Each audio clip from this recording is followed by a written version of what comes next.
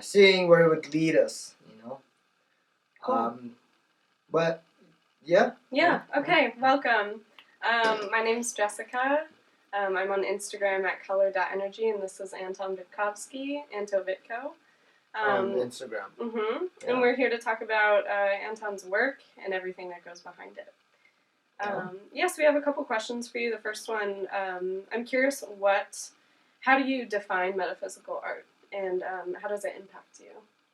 Well, there's been a long time when I've been talking about metaphysical art, and I've been writing on Instagram and anywhere I could to tell people about metaphysical art. Mm-hmm. And there's, I feel like there's like a bit of a confusion, and that's why I wanted to do this video. And metaphysics in general is something that is non-physical, and something that is, not of the materialistic way of looking at things. Beyond the physical. Beyond the physical, yeah. And there has been a metaphysical art movement, I believe, in the 30s. In Italy, but this is something different because I'm painting a bit of a different version of metaphysical art, so this is an updated version of that, And so what I wanted to talk about is something that is unknown. Metaphysical art is something that has not yet been seen, and we're like in our modern society, we feel like we've seen everything. Yeah, which at least a photo of. Like everything is being just repeated now. Yeah, everything has been shown to us in a sense, If you haven't been to a certain location, then you probably saw it like on the computer, in the movies, or like where with metaphysics is something completely different. It's something we can only visit either through somebody else's mind. It could be actually your mind, Yeah.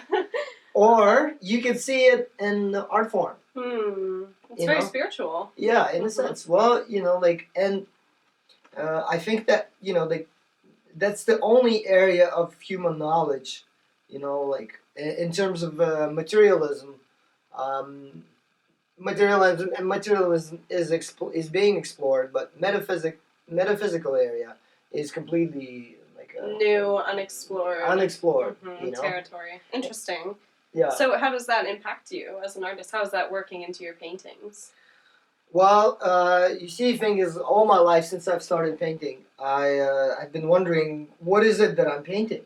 What is it that... True. Because I became an artist by accident. Yeah. Oh, I didn't know that. Yeah, I did. I mean, I was in the University of Virginia, Virginia Commonwealth University, and our class has been canceled, and I've been sitting in my desk, not knowing what to do with myself, and I just started doodling. Really? Yeah, and in front of me is like a huge chalkboard, and it was completely empty. Everyone's just doing nothing. And so I came to this board. And without knowing anything that I'll be an artist, because I was studying to be a graphic designer, which is kind of related, but not really. Yeah, it doesn't come from your own space. Exactly. It's more like a commercial artist. Yeah, right. Making work for someone else. Yeah, and so I was sitting there and looking at that chalkboard, and then I took a chalk and drew something that was so large, and it reminded me of a huge microscopic organism, Wow. And it took I can see that. Yeah, and it took up the whole board, and then at that point, I thought to myself, well, what is that? I mean, it looked complete in my eyes. But I couldn't understand. I couldn't explain to myself, what did I just do? Or even where it came from. Yeah, so it gave me an awareness that I had, inside, and it's, anxious to get out, Wow. And, I think that my mission at this point as an artist is to discover what is it, what is the message of this energy that is, just trying to get out. And in that way, it is very metaphysical because it's totally new and unbeknownst to you. Exactly. Exactly. Beautiful. Yeah. Cool. Okay. our second question.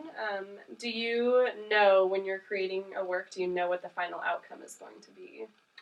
Well, I think it's true for most artists that you just don't know There's no what's way. going to be in the end. Yeah. You know? Like, and like, of course, whenever you're painting a portrait for some reason, sometimes you know how it's going to look like, or at least you have a photo or some type of reference. Of course. Or it's like a model that sits in front of you and you're just doing it from nature. Mm-hmm.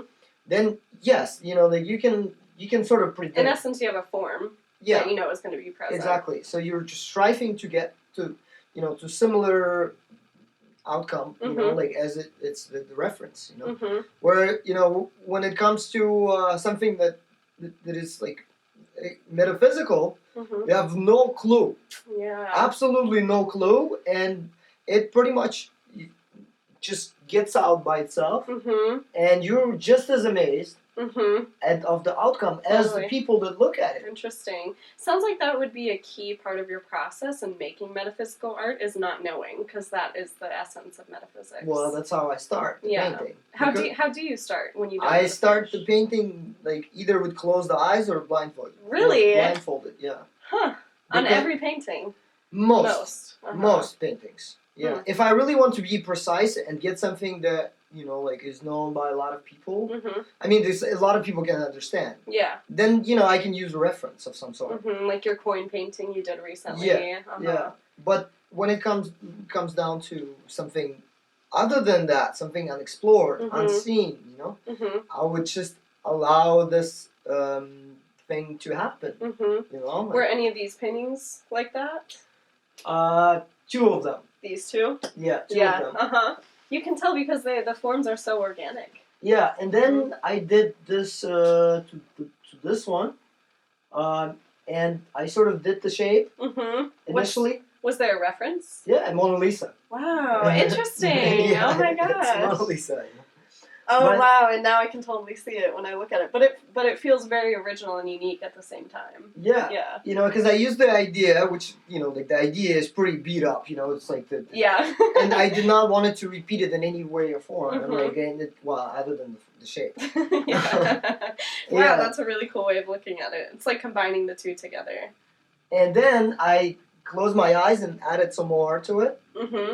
And then, I sort of morphed it into what it is now. Mm-hmm. But you see, think that's the trick is that you would allow this unedited thing to happen, Mm-hmm. without, your critical mind. Right, yeah. Because our critical mind always blocks it's things. getting in the way. Yeah, Mhm. yeah. And so, like, I feel like it's a good thing just to let it be. Let it flow right through you. Mhm. Just like And I Beatles feel like, songs. and I feel like that feeds into our next question. Yeah. Do you feel like your thoughts and emotions feed into your art painting? Well, they're part of the metaphysical Mm. world. How so? Well, because your emotion your emotion is not material, Mm-hmm. and your thought is not material. Yeah. And I feel like each thought is being sent to you as like I'd say like a seed of life, seed of potential. Mm-hmm. And I'm a big believer in the thing that our thoughts are more like being sent to us. And our thoughts is something that we receive from a certain sector of knowledge with interhuman knowledge. And we focus on that sector of knowledge. And we receive, just like on internet, let's say you type in the turtle. Yeah. And you immediately receive the information about the turtle. Right, yeah. And so I think that, our brains are made in a very similar way. Interesting. And whenever you think about a word, let's say we're talking about metaphysics, all the information about it comes. Right, yeah. Yeah. And where does it come from? Like, do you generate it? I feel like this concept is more saying that, like, everything that you know, everything you believe, even down to your feelings, has come from another source. Yeah. Well, I mean, like, it's a beat up word, but I would the most closest word I would think of is channeling. Is channeling, but instead of you telling the messages of some type of being, you're doing it with art. Right, yeah. And in essence, if you're channeling something, it is you. It's in you, you know? So it's kind of both. yeah, because it goes through you. Right. And then you edit it through your own perspective. Inevitably. Yeah. Right, yeah. And so, this is something is very like similar to what I would call transcribing. So it's just like a Morse code. Like like you're translating it. Yeah. Yeah, and so like you're being sent some type of code, and you're transcribing into the physical reality, from metaphysical to physical reality. Yeah. And so your thought, like each thought has a potential. Yeah. And you can unfold the potential. Yeah. Or leave it as is. Right, yeah, or and just let it discard go. It. Yeah, can you give an example of a specific painting where your thoughts or feelings have showed up in it? Well, of course, I feel like whenever you're thinking about making a painting, then a certain group of thoughts, start to appear in your mind. And then all you do is just unfolding them, because each dot has a potential.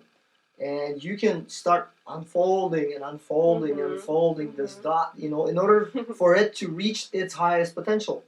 And I feel like it's very similar with people too. How so? Yeah, well, because whenever you start with a thought, because your parents, or oh my gosh, you're right. Yeah, they had an idea of having sex. Yeah, so they had sex. That's so amazing. And so, from a metaphysical perspective, it just came to physical. Right. Yeah. Yeah. So they're very, very interesting. Interconnected. So you cannot have one without the other. Right. Yeah. And I'm not saying, like, for example, that materials, like some people are saying, well, all material things are bad. No, I mean, like, you need both. Yeah, you do. In order to be in. And they are the same thing. They are. Yeah. They're so like it's like. Yin and yang. You cannot exactly. live without each other. Right. That's beautiful. Yeah. I'm actually really curious about this last one. The work you're creating now, you've defined it as metaphysical art, and I'm curious how it merges with the tribal art that you defined and made in the past. Well, you see, like, tribal art, just when I first started doing it, because initially I guess the style of art that I called my paintings were neo-expressionism, which is it's very familiar to most people, at least the people that are like in the, they're interested in art. Yeah. And like after that, I started to question what it was, and it started to gravitate away from neo-expressionism. And I started to gravitate something that was a bit more ethnic. And because I was always so interested in the history of people. The original forms of art making. Yeah. Well, like I explored a lot of the cave paintings and things like that, and like in different places around the world, and I looked at the way that they were painted, and after that, different ethnic motifs. Motifs. Yeah, from absolutely all nationalities have some basic similarities when it comes down to basic motifs. So isn't that interesting? Totally different parts of the world. Exactly. Yeah. Well, which makes me like think about like interconnecting area of human knowledge that everyone has an access to, without us saying that to each other. Yeah. Like the sound of laughter. Well, yes, I guess, but we're talking about more of like in the visual scale. Sure, yeah, like symbols all meaning the same thing. Isn't that amazing? Yeah. Yeah, exactly. So you'd have triangles, you will have circles, you have spirals. Yeah.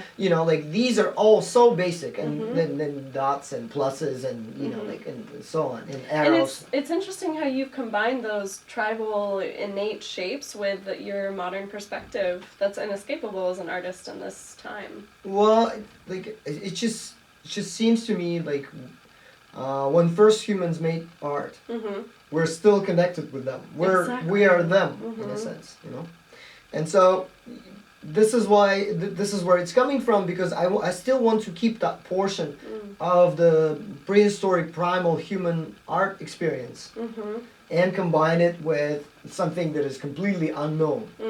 Yeah, and new. Unknown and new. Yeah. And that would keep the essential base of human creating art without any motivation of money, fame or anything like that. That's you know? yeah, the core essence of art making. And is Yeah. that kind of how it went from tribal to more metaphysical? Is combining more of the new? Well, I mean, like, because metaphysics just come to you, and you just have to do something with it. Yeah. You know, like, it doesn't ask you questions like, would you like us to come? It's like, no, it just Yeah. comes to you. You know, it comes to you, and you gotta do something with it. You gotta, like, I guess, transcribe it in a way that would be, you know, somehow comprehensible, and put it and enclose it in some type of shape that, you know, we can focus on and explore and see it.